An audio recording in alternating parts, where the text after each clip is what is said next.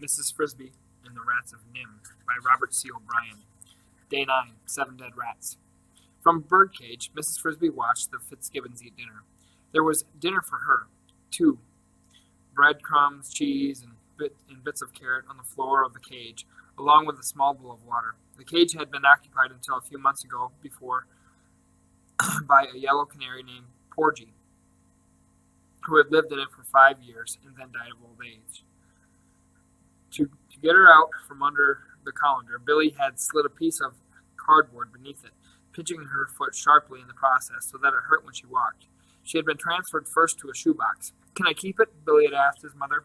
"What for?" "It's just a field mouse. For a pet. I like it." Billy had tried to look at Mrs. Frisby through some holes he had punched in the top of the box, but it was dark inside.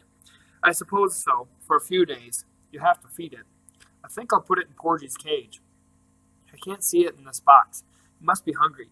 It was trying to eat Dragon's food. Dumb mouse. It might have been killed." No one had noticed a small torn piece of paper at first. Then Mrs. Fitzgibbon had absently picked it up and tossed it in the wastebasket. A few days? Mrs. Frisby felt sick. And after a few days, then what?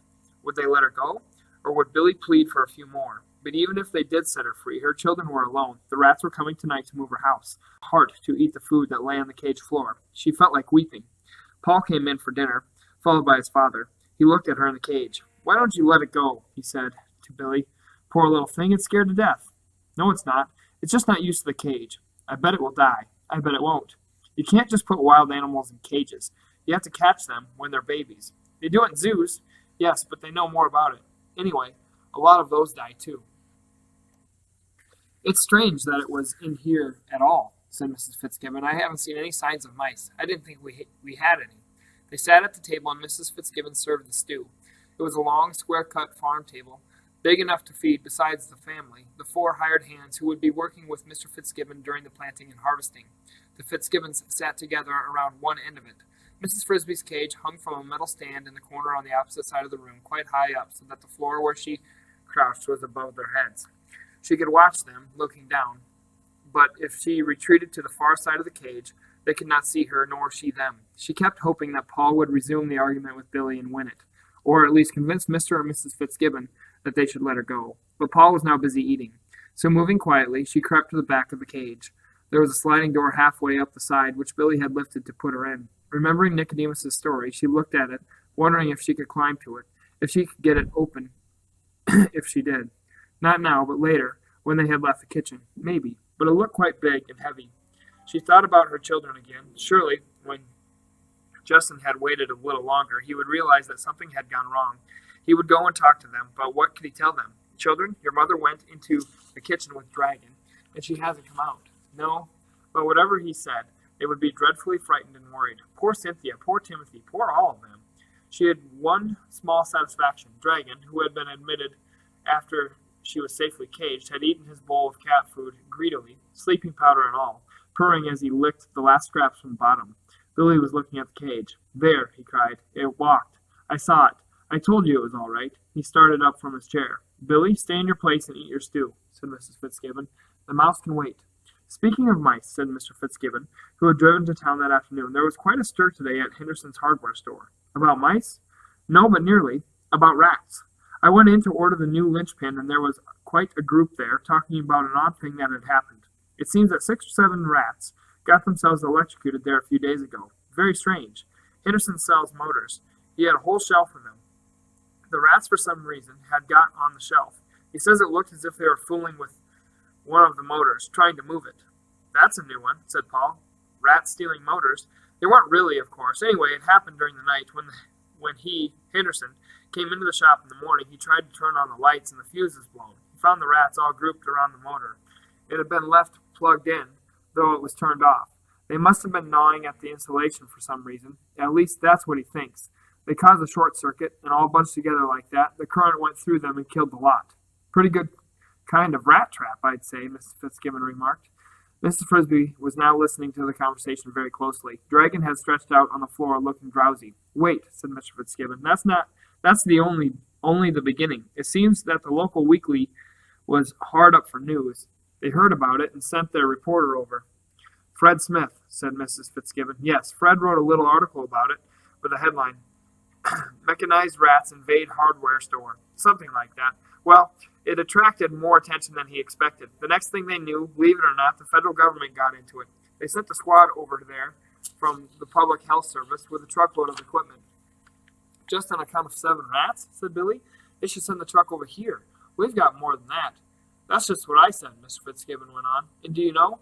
They're going to. I was joking, of course, but the man in charge of the group didn't take it as a joke at all. He wanted to know where the farm was, how far away, how many acres, what I raised, how many rats I thought there were. He acted really interested. It seems they wanted to examine the dead rats at Henderson's, but they couldn't. He already sent them to the town dump, and they were incinerated. I never heard of such a thing, said Mrs. Fitzgibbon. All that fuss over a few dead rats? I have, said Paul, and I bet I know what they're after. What? They think the rats have rabies. They don't like to say so, because it makes people panicky. What's rabies? Asked Billy. It's a disease, said Mr. Fitzgibbon. A very bad one, spread by animals. You know, Paul, I think you're probably right. That would explain why the Public Health Service is in it. Epidemic control. Anyway, they're planning to check on the rats all over this area. Don't you remember, Paul said, a few years ago when everybody had to lock up their dogs, and some people were shooting every dog they saw? That's why they keep it quiet until they're sure. And another thing, they taught us in the vet course in school that when an animal starts acting strange, it may be a sign of rabies. Well, chewing electric wires, that's strange enough. And they think some rats here might be infected? Mrs. Fitzgibbon sounded worried. I suppose they must, said Mr. Fitzgibbon, though they never mentioned rabies at all. When are they coming? Day after tomorrow, Saturday morning. The man in charge, a doctor, somebody, said they had some more checking to do in town tomorrow. They're coming with an examination truck. Cyanide gas, I think. I can tell them where to look, Paul said. Me too, said Billy, under the rose bush. That's right, said Mr. Fitzgibbon. In fact, they'll probably want to bulldoze that bush out of it there. I can do that with the big tractor. Bulldoze my rose bush? Said Mrs. Fitzgibbon indignantly. They will not. Look at it this way, her husband said.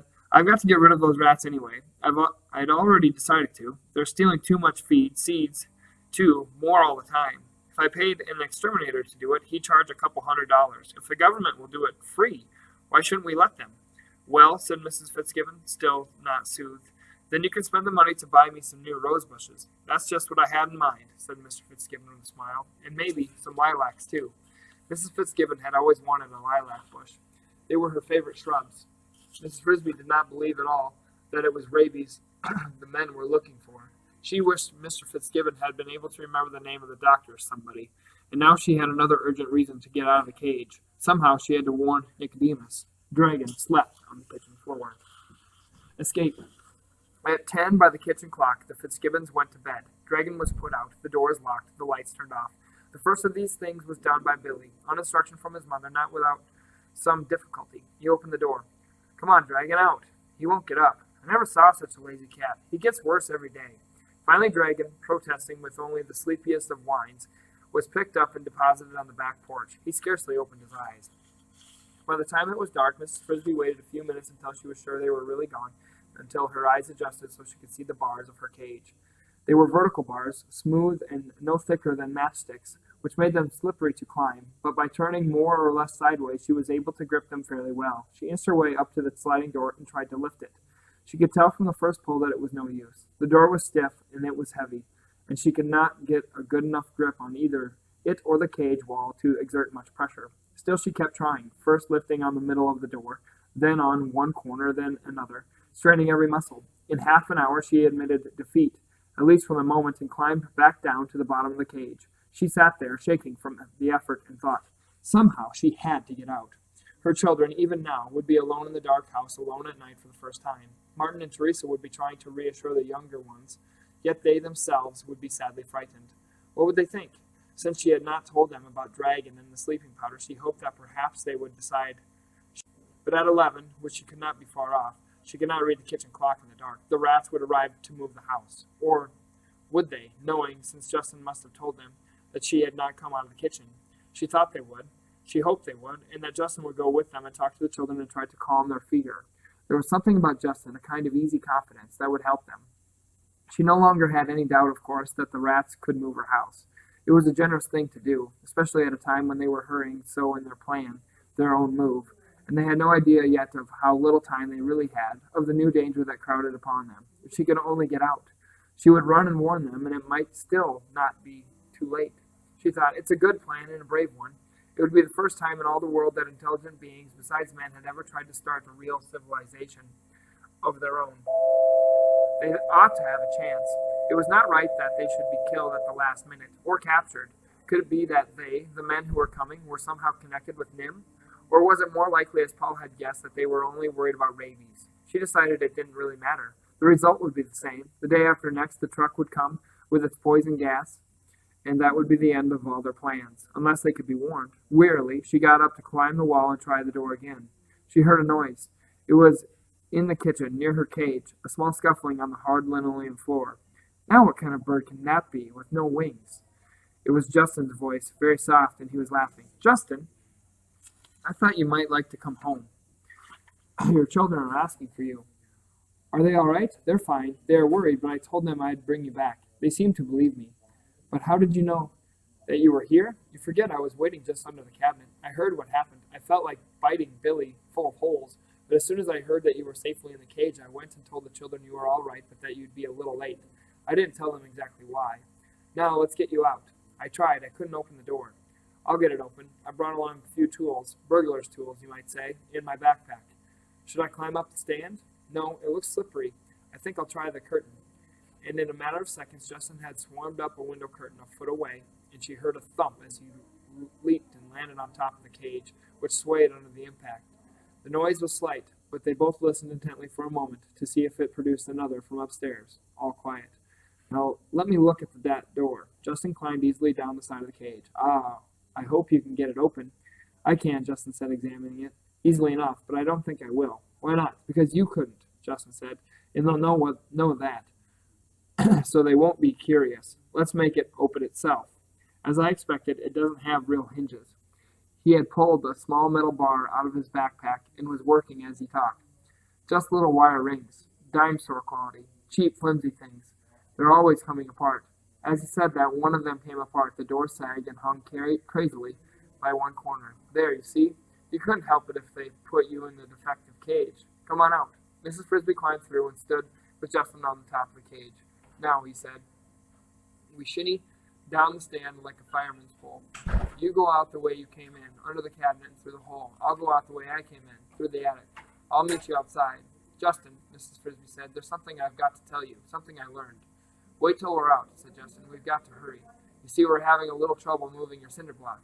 He was off, running slightly into the front of the house, from which the stairway led up 2 flights to the attic. Mrs. Frisby crawled under the cabinet, searched in total darkness for the small hole, and finally felt one foot slip down. She dropped through. The square opening in the foundation was easier to find. It glowed palely ahead of her, lit with moonlight. Justin was waiting for her as she came out to the corner of the screen. The night was warm and a half moon shone on the farmyard. Now, he said, what was it you wanted to tell me? He spoke seriously. He had heard the urgency in her voice. They hurried toward the garden, rounding the back porch. There, a dark heap in the moonlight lay Dragon, no threat to anyone. Some exterminators are coming to poison all of you, Mrs. Frisby told him, as briefly as she could, of the conversation she had heard at the Fitzgibbons' dinner table. 7 rats, Justin said. Rabies. It might be, but I'll bet it was Jenner. When are the men supposed to come? The day after tomorrow. To her surprise, Justin stopped. He looked at her in admiration. You know, he said, I had a feeling the first time I caught eyes on you that you'd bring us good luck. Good luck? She was amazed. Oh, it's bad news. It's serious. We'll have to change our plans and quickly, but think how much worse it would be if you hadn't overheard it. We wouldn't have had a chance. They came into the garden. Is Nicodemus here? Mrs. Frisby asked. No, in a few minutes I'll go and tell him. But first we need your help to get started moving your house. My help? What can I do? You can talk to your neighbor. She seems to think we're stealing your cinder block. She bit Arthur in the leg. At one end of the big stone in the middle of the garden, 10 rats were digging briskly, using scoops that looked more like teaspoons than shovels, piling the earth neatly beside a hole already almost big enough to hold Mrs. Frisby's house. But on the other side of the stone, there was an impasse. Here another 10 rats stood, baffled, in a semicircle. Behind them they had deposited a jumble of equipment, odd-shaped metal bars, pulleys, wooden structures that looked like ladders, other pieces of wood that resembled small logs. But between the rats and Mrs. Frisby's front door stood a small defiant figure. The rats, looking enormous by comparison, remained a respectful distance away from her. Why? Said Mrs. Frisby to Justin. It's the shrew. Yes, said Justin, and acting shrewish. One of the rats was speaking. Mrs. Frisby recognized Arthur. "But I told you, ma'am, we do have Mrs. Frisby's permission. She wants us to move her house. Ask the children. Call them out." "Don't tell me that. What have you done with Mrs. Frisby? It's a good thing the children haven't heard you. They'd be frightened half to death. If Mrs. Frisby wanted you to move her house, she'd be here." "It's all right," called Mrs. Frisby, running forward. "I'm here." "Mrs. Frisby," said the shrew, "you're just in time. I heard a noise and came out and found these creatures trying to dig up your house." "I tried to explain it to her," said Arthur, "but she won't believe me." "I certainly won't," said the shrew. "He said you asked him to dig up your house. Thieving rats." "It's true," Mrs. Frisby said. "I did ask them, and they said they would. It's very kind of them." "Kind?" said the shrew. "Great hulking beast, what do you mean?" It took several more minutes of reassurance by Mrs. Frisby before the shrew grudgingly moved aside, still muttering warnings. "I wouldn't trust them. How do you know they'll do what they say?" That, of course, Mrs. Frisby could not explain to her. The rats now commenced to dig busily at the dirt on top of and around Mrs. Frisby's cinder block. Justin said, "I've got to go and talk to Nicodemus. You better get the children out." Mrs. Frisby hurried into her house. She found them waiting in the living room, unaware of the small crisis that had been taking place outside. As Justin had said, they did not seem worried. "We were scared at first," Teresa said, "but then one of the rats came to see us. He couldn't come in, but he called to us, and we came out, Martin and I. He said his name was Justin. Have you met him? He's very nice." "I've met him," said Mrs. Frisby. "Now, we'd better go outside. They're getting ready to move the house." "I'm ready," said Timothy. "I'm all wrapped up like a scarecrow." Martin and Teresa had taken pieces of warm cloth from the bed and tied them around him. Mrs. Frisby could not see him in the dark, but when she touched him, she found they had even tied a piece like a bonnet around his head and ears. "Good," she said, "and we're lucky it's a warm night and dry." They went up the small tunnel to the garden and watched in the moonlight from a hillock a few feet away. The rats had finished digging a new hole, and all 20 of them were working near the house. It was a sight to see. As soon as the earth had been cleared from the top and sides of the cinder block so that it lay fully exposed in its hole, all of the rats turned to the pile of equipment. Under Arthur's direction, the ladder-like structures became a scaffolding, 4 small towers, standing one near each corner of the block. Across the tops of these, the rats fastened strong, light bars of metal, probably, Mrs. Frisby thought, from the toy tinker's truck.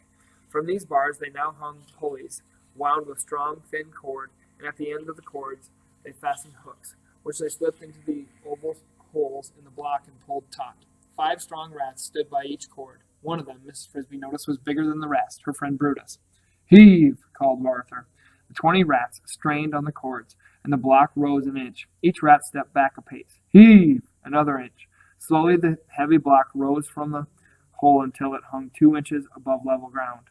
"Steady," said Arthur. "Get the rollers." 8 rats, 2 from each group, ran to the round pieces of wood Mrs. Frisby had noticed earlier. These resembled sawed-up pieces of broom handle, each about a foot long. 2 rats to a roller. They slipped 4 of these under the cinder block so that they lay athwart the hole, like bars across a window. "Lower away," said Arthur, and the cinder block came to rest gently on the rollers. "Let's see how it rolls." They slipped the ropes free of the pulleys and rehooked 2 of them to the front of the block. 9 rats now manned each rope. 2 stayed behind, watching the rollers. "Heave!" The rollers turned and the heavy block slid forward easily, like a truck on wheels, in the direction of the new hole. When it moved off the hindmost of the rollers, as it did every few inches, the 2 rats in the rear would quickly pick that one up and replace it under the front of the block.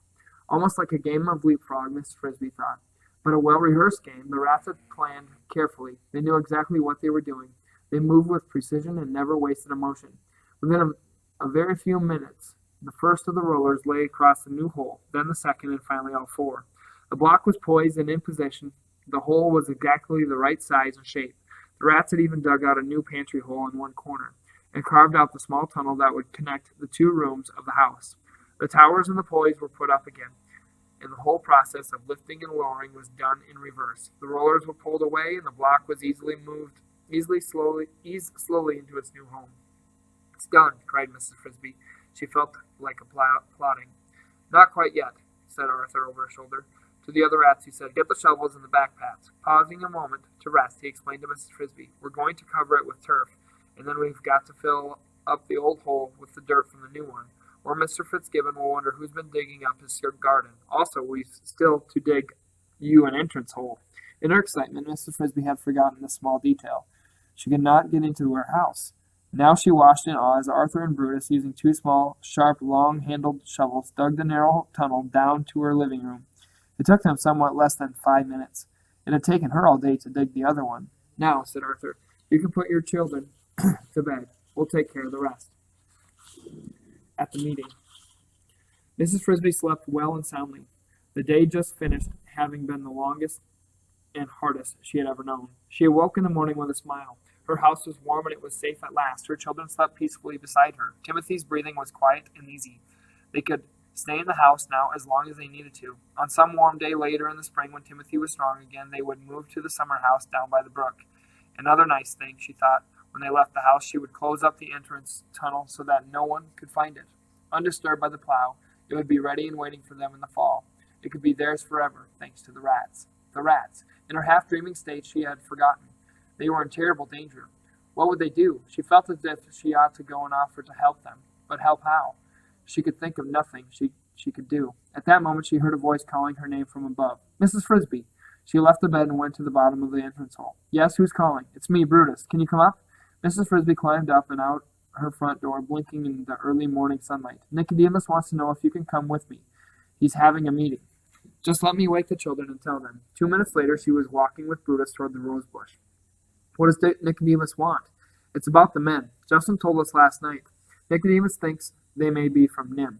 He wants to ask you more about what Mr. Fitzgibbon said. That morning there were 2 rats on sentry duty. One just inside the entrance to the rose bush watching Mr. Fitzgibbon's house, another at the ark where Brutus had stood. All of the rest were gathered in the large assembly room. Mrs. Frisby had seen when she got off the elevator. Nicodemus, Justin, Arthur, and the 2 other rats sat on the raised platform at the end. The rest sat facing them, filling every square inch of floor space except for an aisle up the center. Mrs. Frisby had never seen so many rats. Even the young ones were present. She spotted Isabella staring up at the platform with wide, round eyes. Some of the mothers held small babies at their sides. Most of them looked anxious. There was an air of tension, but none of panic. Brutus led her up the center aisle to the raised platform. There was a table on it, covered with papers, and one vacant space, where a chair had been placed for Mrs. Frisby. The rats waited in complete silence while she sat down. Then Nicodemus said, quite formally, "Justin has told us all that happened. Mrs. Frisby, it seems you have more than repaid us for the help we gave you in moving your house. Just as your husband did once, you have saved us from a disaster, death or capture. We do not know which." Justin gave her a wink. "Mrs. Frisby had a taste of capture herself last night."